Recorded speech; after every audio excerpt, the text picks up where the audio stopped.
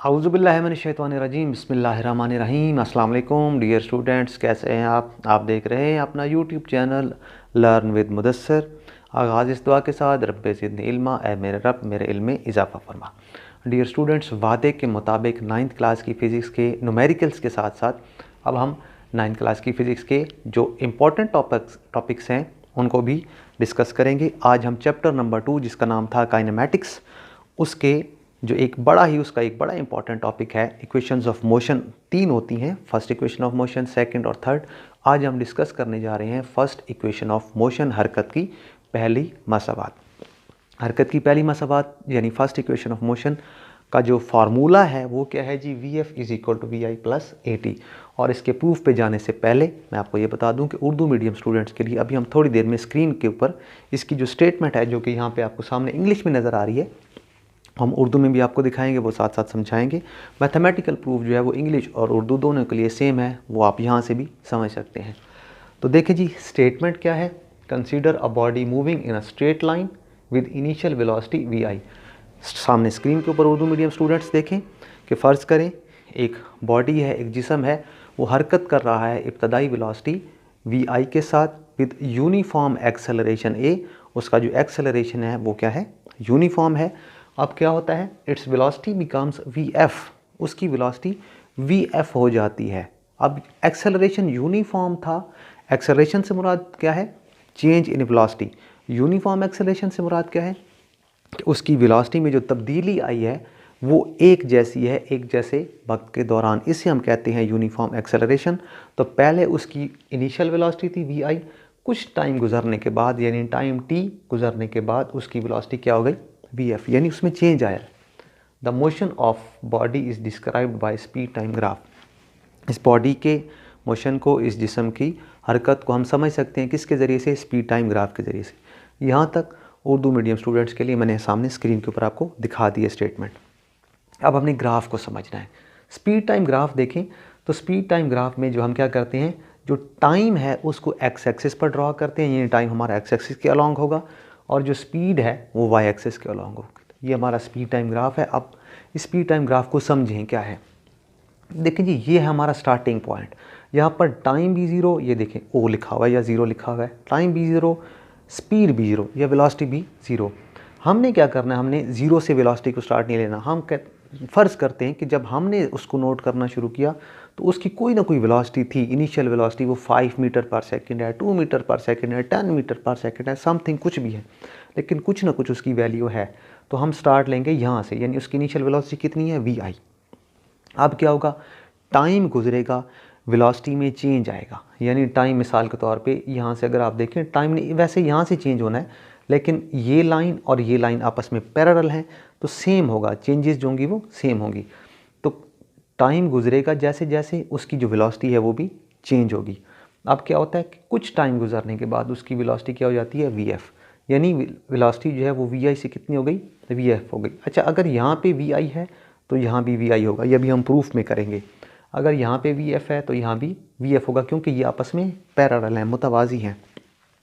अच्छा, ये line time को शो कर रही है तो ये लाइन भी टाइम को शो करेगी।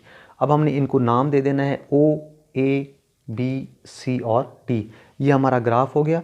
अब देखिए, ये जो है ए बी, ये एक्सेलरेशन है। एक्सेलरेशन क्या है, टाइम गुजरने के साथ साथ जो वेलोसिटी है वो ऊपर की तरफ गई थी, यानी वेलोसिटी में इजाफा हुआ था।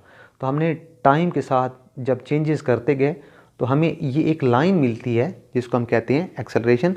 ये जो ग्राफ्स वाला टॉपिक है उसमें समझाया जाता है। तो ये हमारा ग्राफ है। अब इस ग्राफ में से हमने प्रूफ करना है, ये इक्वेशन बनानी है। तो देखें जी, चलते हैं ग्राफ से प्रूफ की तरफ, यानी from graph slope of line A B gives acceleration of the body.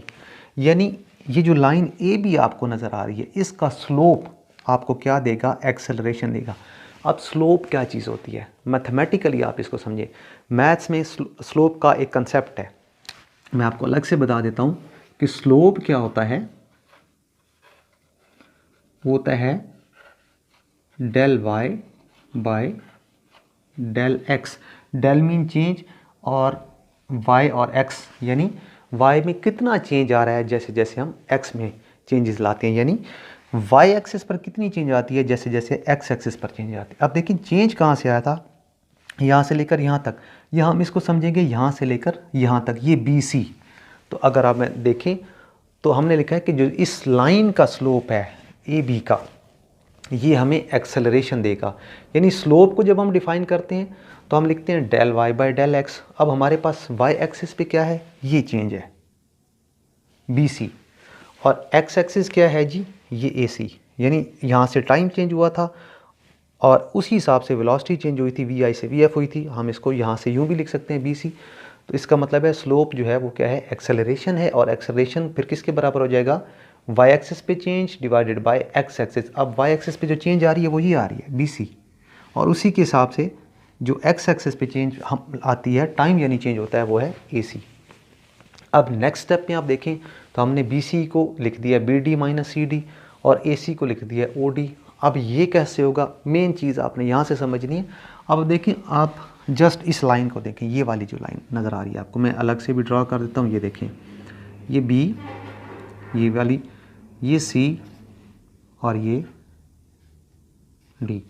अब देखें अगर हम ये बी डी में से, यानी ये जो बी डी बड़ा पार्ट है, बी डी में से इस सी डी को माइनस कर दें, काट दें, कैंसिल आउट कर दें, तो हमारे पास बी सी बचता है। इसका मतलब है बी सी को हम यूँ भी लिख सकते हैं कि बी डी में से हम माइनस कर दें सी डी, तो हमारे पास वो बी सी ही होगा एक्चुअली।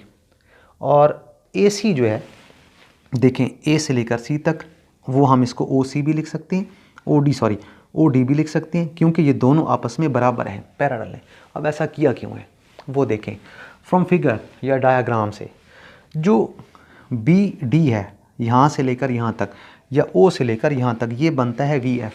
तो हम बी डी की जगह पे लिख सकते हैं वी एफ। इसी तरह से जो सी डी है, ये देखें सी डी ये वाला पार्ट है, तो सी डी को ओ से लेकर यहाँ तक, यानी ये बनता है वी आई, तो यहाँ भी बनेगा वी आई, तो हम इसको लिख सकते हैं वी आई।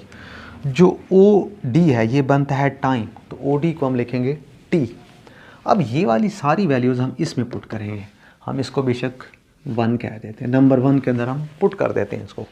तो देखिए सो जो एक्सेलरेशन होगा बी डी की जगह पे, यानी ये वी एफ लिख देंगे, फिर माइनस का साइन वैसे ही सी डी की जगह पे हम लिख देंगे वी आई, और ओ डी की जगह पे क्या लिख देंगे टी। अब ये हमारे पास एक्सेलरेशन की डेफिनेशन भी है। एक्सेलरेशन क्या होता है, change in velocity divided by time, ये एक्सेलरेशन की डेफिनेशन है।